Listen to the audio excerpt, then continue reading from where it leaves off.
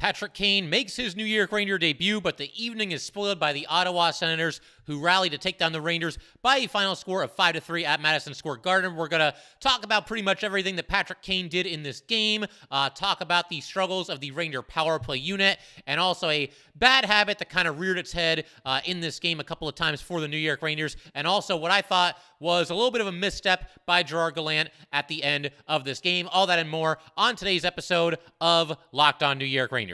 Welcome back, Blue Shirts fans, to episode number 783 of the Locked On New York Rangers podcast. I'm your host, John Chick. Just want to thank you guys, as always, for making Locked On New York Rangers your first listen every day.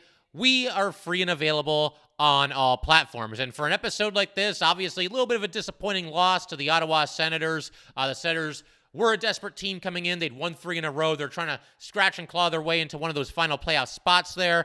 But the Rangers, had this one for the taking and just were not able to seal the deal in the third period. Rough third period for the Rangers. Let it get away from them a little bit. But I think for an episode like this, everybody's still buzzing about the debut of Patrick Kane. And as I tweeted out before this game, still kind of surreal to see Patrick Kane anywhere other than the Chicago Blackhawks, and the fact that he's on the New York Rangers, it's still kind of sinking in a little bit for me, even though I just watched Patrick Kane play a hockey game with the Rangers last night. But I think we'll start with him, and we'll talk a little bit about, pretty much everything that he did in this game, just kind of break everything down. To begin with, just the anticipation from the crowd when he went out there for the pregame skate. The crowd reacted big to that. And, every time he was on the ice, every time he had the puck, you could feel, the noise pick up a little bit, the anticipation pick up a little bit. People are really excited about Patrick Kane being part of this team, and rightfully so. That said, overall, I thought it was a solid debut for him, but obviously he was held off the score sheet. And I think in general, especially on the power play, but also 5v5, there were times in this game where Patrick Kane had a really good opportunity to shoot the puck. And again, you could feel the crowd, when they saw the chance for him to shoot, he'd have the puck in the right circle there, and he'd be about to maybe pull the trigger, and he would end up passing. But every time he had the puck and anything even resembling a scoring chance or a chance to shoot the puck, you could feel the noise kind of pick up, the anticipation build up. Once again, fans were very, very excited to see Patrick Kane, and rightfully so. But in this game, he was held off the score sheet, was a -2, had 4 shots on goal, credited with 2 giveaways, 19:36 of ice time for Patrick Kane, including 5 minutes and 58 seconds on the New York Ranger power play. And like I said, we'll kind of just go through everything that he did in this game. He started the game. They had the Kane, Panarin, Trocheck line out there together, which makes sense. Just have them jump right out there and get right into the action. One thing that was really funny coming into this game, Artemi Panarin was interviewed after the Ranger win against the Flyers, and he was asked how he feels about Patrick Kane, being traded, and he smiled and said, "I was really pissed off," something along those lines. But just that classic Panarin sense of humor, he's excited to have his buddy back here with the New York Rangers. But a couple of instances where I thought the Rangers were maybe trying to force the puck to Patrick Kane early in this game, which you can understand to a certain extent. They want to get him involved, make him feel like he's part of this team. Trocheck had a chance to perhaps shoot, tried to force a pass to Patrick Kane, got intercepted, and the Senators went the other way with it. Then there was a situation where you had Fox passing to Kane, passing to Panarin for a one-timer. This was very, very close to being a goal. Would have been a really nice tic-tac-toe goal for the Rangers there. Once again, Fox to Kane to Panarin. Cam Talbot, who I thought was excellent in this game, made a really nice sliding save, but one of those saves where the goalie isn't so sure that he's got it. He kind of looked behind him and made sure that he had it, but obviously was able to keep the puck out.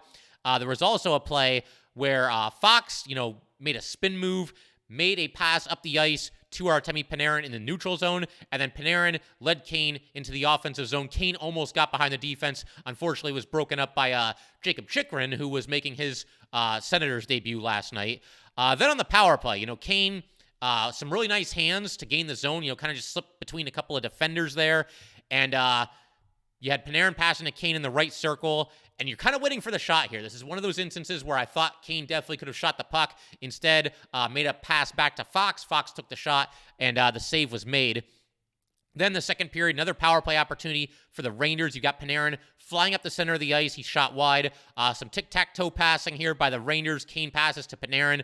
The save was made, and another opportunity here, once again on the power play, where I thought Kane could have pulled the trigger and shot the puck. He probably wants to be a good teammate. He probably wants to set up his old buddy Artemi Panarin for a goal. You just hope that Kane and the Rangers as a whole get a little bit more selfish than what we saw from them in this game last night. Like I said, I mean, we've been over this and over this. There's a lot of players on this team that are kind of pass first. They want to set up their buddy for, a great scoring chance, but sometimes you got to be a little bit selfish. You got to let the puck fly. And I think for Kane, if there was anything I could nitpick from this performance, because overall I thought he looked good. He was noticeable. Had some moments where you thought he was either going to score or maybe get an assist.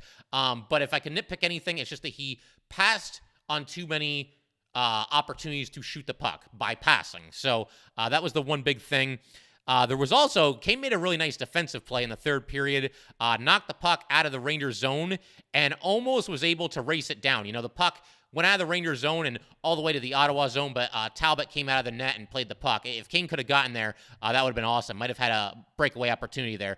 But one thing that stood out here, after Kane, cleared the puck out of the Rangers zone, I mean, he looked explosive moving up the ice, showing off some great speed there.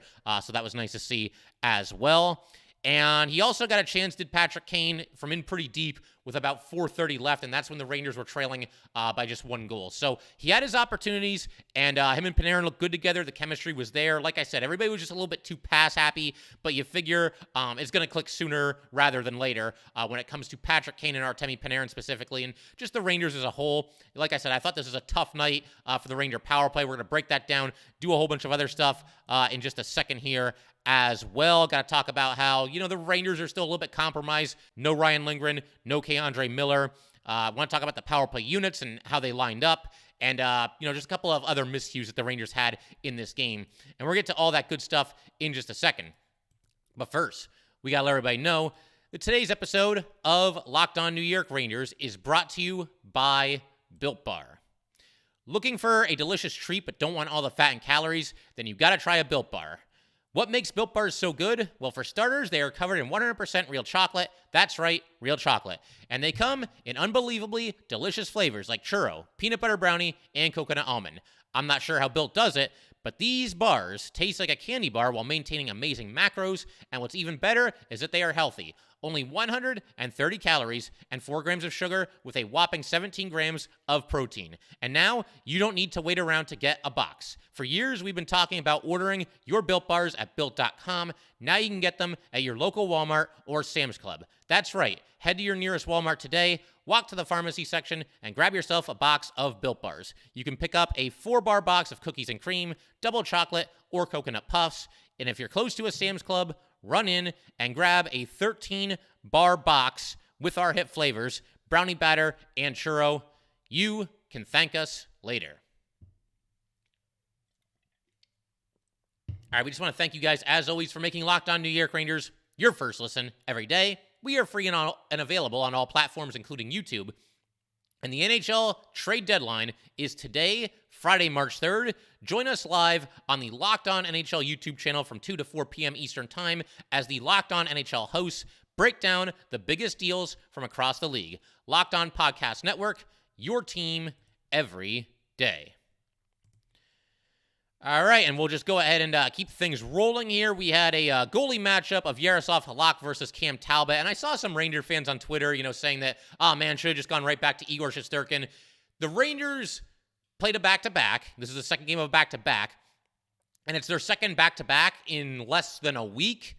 Igor played both games of the previous back-to-back. He's not going to play all 4 games of 2 back-to-backs in less than a week's time. That's just not going to happen. I always figured the smart money was probably on Jaroslav Halak for this game, and I thought Halak did all right. I know he gave up 4 goals. Of course, the 5th goal was an empty netter by the Senators. He made some really nice saves, though. He made a glove save against Tim Stützle that should be, maybe the play of the night on NHL Network or whatever it might be, but no soft goals or anything like that. Like I said, I think the Rangers in the third period, they kind of just fell asleep a little bit at the start of that period, which was not good. But to be fair, we do have to grade on a little bit of a curve here. I know that, people look at the Senators and they think that that's a team that the Rangers should beat, especially with Patrick Kane making his debut, especially when you consider the fact that the Rangers were at home. But again, the Senators have played well recently, and it's a very desperate team. And that's kind of been a trend that's been going on with the Rangers recently. We've seen them play a lot of playoff bubble teams. For a while, it was a lot of bubble teams in the Western Conference, and now you get the Senators who desperately needed a win. I believe they were 5 points out of the last playoff spot coming into last night's game, so that might have dropped down to 3. I haven't checked the standings, but bottom line, they're playing a desperate team and a team that's been hot lately, and a team that overall I think has played the Rangers fairly well, or fairly tough in recent seasons as well. But as for, no Lindgren, no Miller, that obviously hurts. The Rangers had to go with just 5 defensemen. There was some controversy before this game because, there was some conjecture about whether the Rangers would be allowed to do an emergency call-up, and if they did that, it would have to be a defenseman making less than $850K per season. So there was some anticipation that the Rangers might do that. My understanding is that the fact that the Rangers traded for Patrick Kane, it sounds like the league believes that the Rangers, caused this situation for themselves, and as a result of that, did not allow the Rangers an emergency call-up. I mean, there's so much going on with what the Rangers have done recently when it comes to the salary cap gymnastics, and the Keandre Miller suspension kind of complicated everything, and there was that game where Braden Schneider and Ryan Carpenter didn't play at all. Carpenter was out there for 13 seconds, and there were people thinking that, if they were on the ice, it would count against the salary cap, which is not true. They just kept them off the ice because they didn't want them to get hurt. But there's been a whole bunch of just crazy stuff going on as it pertains to this. Patrick Kane was even talking about this and, saying that he felt kind of bad that they've been in a situation where they've had to play shorthanded, but that he ultimately hopes that it pays off in the Rangers' favor. But just a bunch of, interesting stuff like that going on. And obviously, look, you're down 2 your best defense, and that's going to hurt you. I think maybe at times it did hurt the Rangers in this game as well. Did want to talk about the Ranger power play units, though. We were trying to figure out who would make up the top 2 units, or the only 2 units on the power play for the Rangers once the trade for Patrick Kane went through. And it pretty much went exactly how we thought that it would. You had a top unit of Kane, Panarin, Mika, Kreider, and Fox, and then a second unit of Trocheck, Tarasenko, Hedl, Trouba, and Kakko. And those are the 10 players that I thought would probably be out there. I mean, you could maybe make a case for Lafreniere over Kakko. I thought that's kind of the one spot that was maybe undetermined, or the one that was hard to figure out, but I thought it would be Kakko. It was Kakko. And we'll see what happens when Keandre Miller comes back.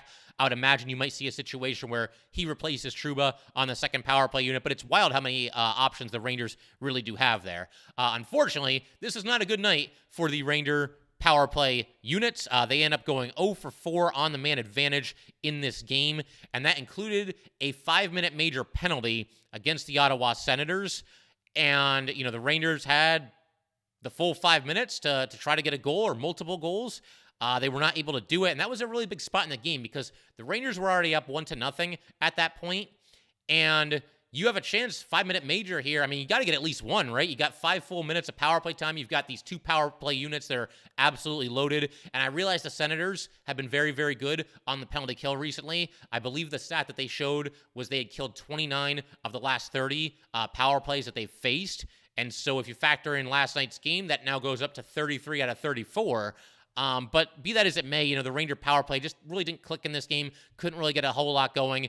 And another way to look at this, yeah, the Rangers were 0 for 4 on the power play, which is not ideal on any night. But when you factor in that 5-minute major penalty, another way to look at this is that the Rangers had 11 minutes of power play time, because you got the 5-minute and then the 3 2-minutes. So that's 11 minutes of power play time. Did not score a goal in any of that time. And it wasn't a situation where, that the Senators were on the power play for 18 seconds and then they took a penalty and then the Rangers ended up with an 18-second power play. No, all these power plays were legit. You had a 5-minute and 3 full 2-minute power plays, and the Rangers could not get the puck in the net despite, having a pretty loaded power play unit or units, depending on how you look at it. So that was unfortunate that they weren't able to convert on any of those opportunities. But you got to figure with all the firepower that they now have, all the firepower that they already had on the power play, and now, of course, they had Patrick Kane. Sooner or later, that's going to click. I really do think it's only a matter of time. And, they ran into a team that was desperate, a team that's been hot, and a team that's really been excelling on the penalty kill. So I think you have to chalk up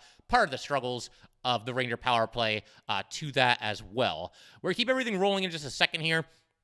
I want to talk a little bit about a disturbing trend that's kind of, once again, reared its head for the Rangers. And I mean, I don't have a magic solution as far as how to fix it, but I'm going to get into what I mean in just a second here, and we'll kind of break the whole thing down. But first, we got to let everybody know today's episode of Locked On New York Rangers is brought to you by Indeed. No matter how the last game went, anytime you take the field, you've got a shot at greatness. Give your team the best shot at winning by recruiting more MVPs with Indeed. If you're hiring, you need Indeed, because Indeed is the hiring partner where you can attract, interview, and hire all in one place. And Indeed is the only job site where you're guaranteed to find quality applications that meet your must-have requirements, or else you do not pay. Instead of spending hours on multiple job sites hoping to find candidates with the right skills, you need one powerful hiring partner that can help you do it all. Indeed partners with you on every step of the hiring process. Find great talent through time-saving tools like Indeed Instant Match, assessments, and virtual interviews. With Instant Match, as soon as you sponsor a post, you get a short list of quality candidates with resumes on Indeed that match your job description, and you can invite them to apply right away. Plus, you only pay for quality applications that meet your must-have requirements. Indeed makes it easy to hire great talent. According to ComScore, Indeed is the #1 job site worldwide. Start hiring right now with a $75 sponsored job credit to upgrade your job post at Indeed.com/lockedon. Offer valid through March 31st. Go to Indeed.com/lockedon to claim your $75 credit before March 31st. Indeed.com/lockedon. Terms and conditions apply. Need to hire? You need Indeed. All right, so let's keep everything rolling here. And as I mentioned just a second ago, I wanted to discuss a disturbing trend that rears its head every now and then for the Rangers, and it was back in full force last night. And longtime listeners of this show, you probably already know where I'm going with this. The problem that the Rangers have in the shift that immediately follows a goal. When you look at this game last night, the Rangers, all 4 goals that the Senators scored, and we're not counting the empty netter because that's in a category of its own, and we're going to talk about that decision to pull the goalie as early as the Rangers did in a little bit here. But the 4 goals that the Senators scored, the 4 traditional goals, the 4 non-empty net goals, whatever you want to call it, it all happened pretty much one right after the other, at least in sets of 2. The Rangers go into the second period, they're up 1-0. Beautiful shorthanded breakaway goal by Chris Kreider. A little forehand, backhand action, tucks it into the net. So that gave the Rangers the 1-0 lead. But then in the second period, about midway through, you got Shane Pinto scoring from point-blank range in front of the Ranger net.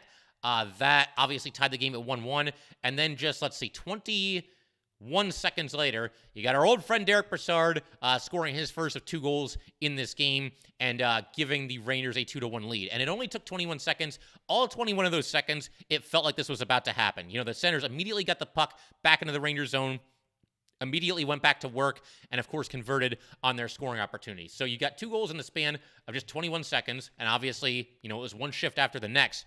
Then in the third period, Rangers go in up 3-2, looking like they're in control of the game. Obviously, you're not home free at that point, but you're feeling good. You got the lead. You're at home. You've played well. You've already come from behind to take the lead, and you give it up pretty much as soon as the third period starts. You got Derek Brassard again scoring 1:35 into the third period, and then Claude Giroux scores to give the Senators a 4-3 lead, 3:26 into the third period. So you have, in the second period, the Senators scoring 2 goals in 21 seconds. Then in the third period, when the Rangers need to be at their best, need to be at their sharpest, the Senators score 2 goals in less than 2 minutes. If I'm doing some quick math here, I believe 2 goals in 1 minute and 51 seconds. And honestly, it could have been even worse because it was right after this, the Senators scored another goal. Tkachuk, put one home.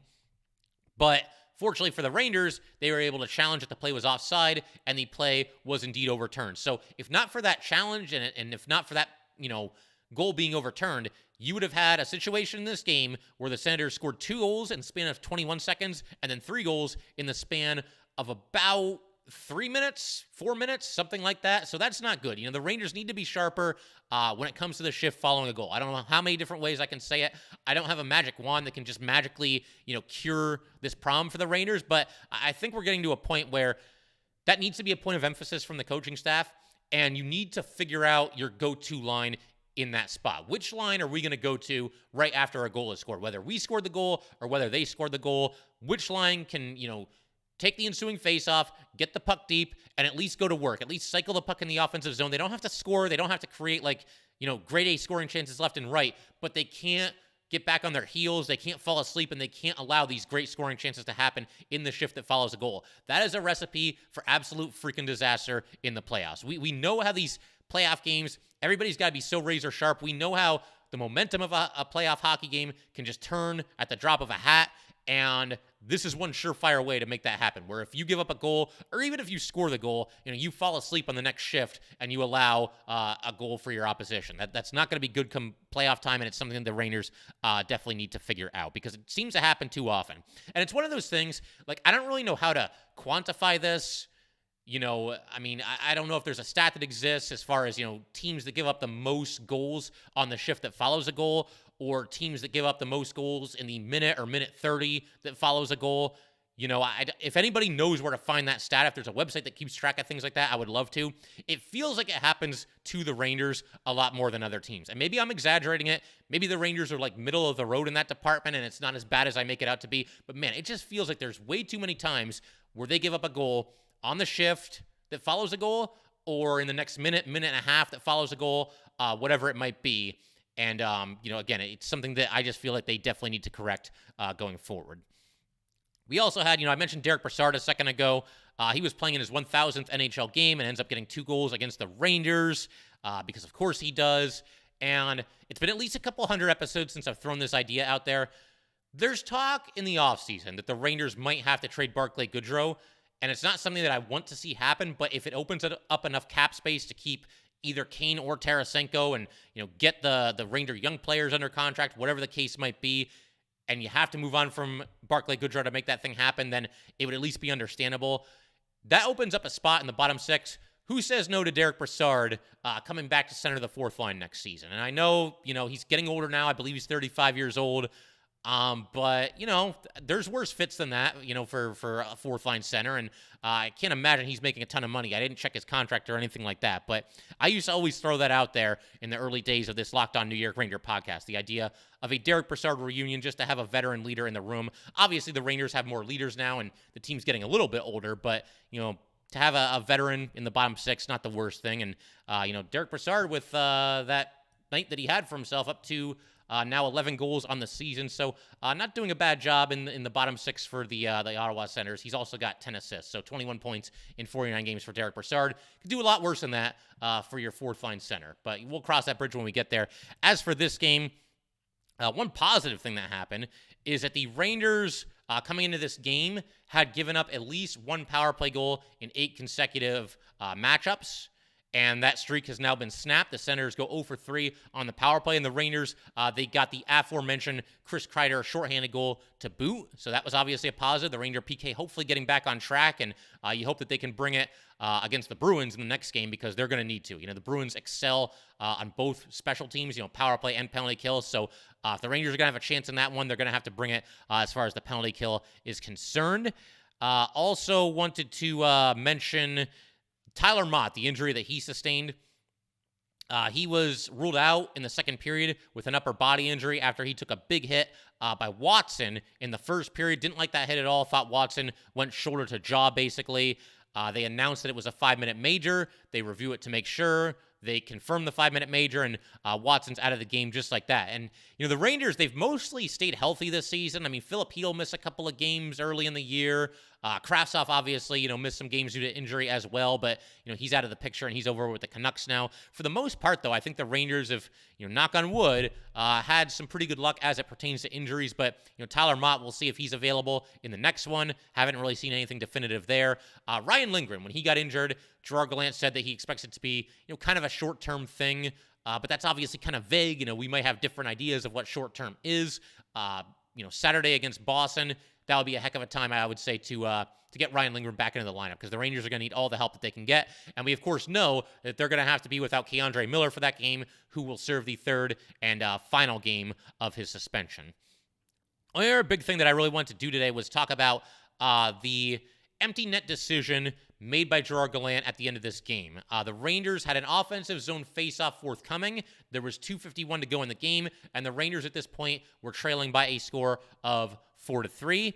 And Gerard Gallant is not alone here. There's a lot of coaches who do this. The idea of pulling the goalie has kind of been revolutionized in the past year or so. We see teams do some weird things. Earlier this season, was it the Wild? The Rangers were playing somebody, and the team that they were playing was down by 4 goals, and they pulled their goalie with like 15 minutes to go. I think they had a power play and they were trying to, get one back there. We see teams, when they're down by 2 goals, they'll pull their goalie with as much as like 4 minutes to go in certain situations. And even when down by just 1 goal, we see teams pull their goalie much earlier than they used to. It used to always be right around like the 1 minute mark is when the team would pull the goalie. But now coaches and teams around the league are doing it earlier than they ever have before. But I'm sorry. You call the timeout here. There's 2:51 to go. You have an offensive zone faceoff forthcoming. It is too early to pull your goalie, especially when you've got a high-powered offense like the Rangers do. I mean, this is not a team that should struggle to score goals down the stretch when you consider all the weapons that they have. You've got 2:51 to work with. It is too early to vacate your net and risk potentially giving up an empty net goal with a lot of time left, and now you got to score 2 goals instead of just 1. 2:51 is way, way too early when you're down by just 1 goal. If you're down by 2 goals, I get it, because, hey, we got to score twice. We got to get the goalie off the ice. We got to try to make something happen. It's desperation time. 2:51 to go. When you've got guys on the ice like Patrick Kane and Artemi Panarin and Mika Zibanejad and Chris Kreider and Adam Fox and Vladimir Tarasenko and Filipino and the rest of the kids, that is just too early. You're gift wrapping them an opportunity to seal the victory much earlier than they should be able to. And unfortunately, that's exactly what happened. And there seemed to be some indecision here too, because before the face-off, the Rangers called timeout. They go back onto the ice. The face-off's about to happen. And they had Halak on the ice. They had him way, way away from his net, kind of like halfway to the bench. And, if the Rangers win the faceoff, then he can just go straight off the ice. They get the extra skater, and, you just take it from there. But instead, they waved Halak off the ice before the faceoff even happened. So you've got 6 skaters for the Rangers on the ice with 2:51 to go. The Senators win the faceoff. They clear it down the ice. They do not score. They just miss. I think it was Giroux who shot it down the ice. But then the Senators get control of the puck, and they score with just 2:42 to go. So 2:51 when the puck dropped. The Senators scored 9 seconds later with 2:42 left, and now you're down by 2 goals. You had 2:42 left with all the weapons that I just mentioned to try to get the equalizer, and now you've just basically wasted that opportunity. And yes, I know you're down by 2 goals with 2:42 left. It's still possible, but I mean, that took the wind out of everybody's sails, the players, the fans, everything. That was going to be a really fun final 2:51 there, and it got ruined because the Rangers pulled their goalie prematurely. And again, I will say this over and over and over again, that is just way too early, down by just 1 goal, to pull your goalie. It's just as simple as that. I think the Rangers would have been better served just going 5v5 there. You wait until there's maybe about a minute 45 left, a minute 30 left, whatever it might be. Even that might be a little bit too early. But, at least then you don't have to worry about what happened here, which is giving up an empty net goal with 2:42 still to play. So didn't like that decision. I mean, I like Gerard Gallant. I think overall he pushes the right buttons with this team, but was not in favor of that decision there. And he's not alone. A lot of coaches in this league seem to pull their goalie earlier than they ever have, but was not a fan of that in that situation. It killed what could have been a really fun finish to this game. I figure we could pretty much call it there for today, though, guys. So as I mentioned, Rangers are going to be back in action Saturday at 1 p.m. against the Boston Bruins in Boston. The Bruins, by the way, their record right now, 48-8-5. That doesn't even seem real. That doesn't even seem possible, but it seems to be a fact. You go to the standings, and that's what it says for the Boston Bruins. Rangers are 0-2 against the Bruins so far this year, so hopefully they can salvage the final meeting here, get a big win, a big confidence-boosting win going forward. The other thing I want to mention is that the NHL trade deadline is today, Friday at 3 p.m., but the Rangers have about 18 cents in cap space, so I can't really see them doing much of anything. That's why we're recording this 5th and final episode right now and getting it out before the trade deadline. But hey, sit back and enjoy all the trade deadline madness. If the Rangers do something, we'll cover it in the future. And the only other thing that I want to mention, one last reminder here, it's going to be my last episode for a little while. I'm taking a vacation, going to be off all next week, and then Monday and Tuesday the following week. So come back here refreshed and ready to go for the home stretch for the New York Rangers. And thank you guys, as always, for tuning in and for staying patient with me throughout this break that I'm about to be taking here. But we're going to be back in full force for the Rangers down the stretch and hopefully right into the Stanley Cup playoffs as well. But that will do it for today, guys. Once again, if you'd like to get in touch with this podcast, please send an email to lockedonnyrangers@gmail.com. Once again, that is lockedonnyrangers@gmail.com. And definitely give us a follow on Twitter as well, @LO_NY_Rangers. Once again, that is @LO_NY_Rangers. And definitely subscribe to the Locked On New York Rangers YouTube channel. Thanks again, guys. I'll see you next time.